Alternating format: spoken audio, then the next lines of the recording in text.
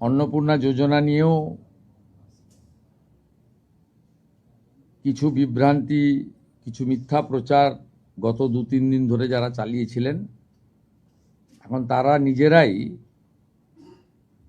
বিভিন্ন জায়গায় form fill up করার জন্য এগিয়ে এসেছেন এবং জনগণও সহযোগিতা করছে। আমরা এর আগে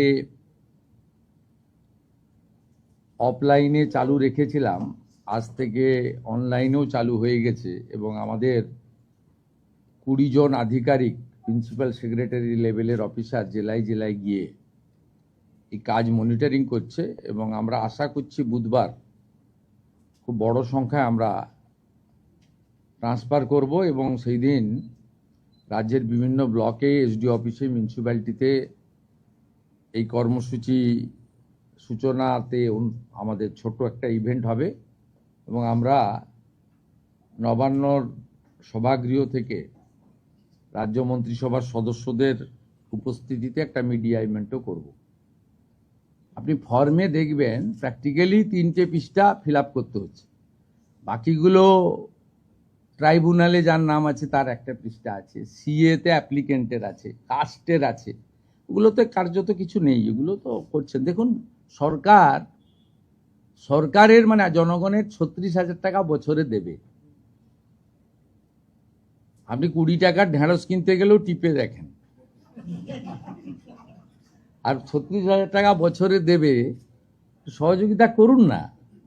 আমরা পরিষ্কার বলেছি, পরিষ্কার দেখুন, উচিত প্রাপকরা প্রত্যেকে পাবেন, তাড়াহুড়া একদম করবেন না। আমরা বুধবার থেকেই ট্রান্সফার করতে শুরু করব এবং প্রতি 7 দিন অন্তর সংশ্লিষ্ট মন্ত্রী বা আমাদের সরকার আপনাদের ব্রিফ করে দেবে যে কত ভেরিফাইড হলো। এখনই তো ধরুন ডেলি 2 লক্ষের বেশি ভেরিফাইড হয়ে যাচ্ছে, মানে জমাটা আমি বলছি না, ভেরিফিকেশন আমরা করে নিচ্ছি, একদম জেনুইন লোকজনের লিস্টই এসে যাবে।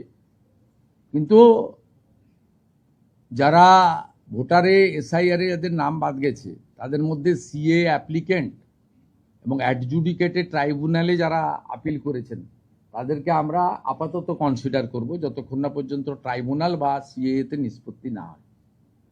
আপনার এই লক্ষ্মীর ভাণ্ডারে ভেরিফিকেশন হয়েছে, যুবশ্রীতে ভেরিফিকেশন হয়েছে, আপনি 10 পাসকে দিয়েছেন তো?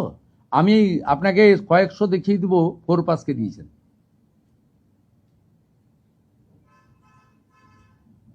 আজকে পশ্চিম মেদিনীপুরে অ্যারেস্ট হয়েছে একটা পুরুষ, সে বিধবা ভাতা পাচ্ছিল।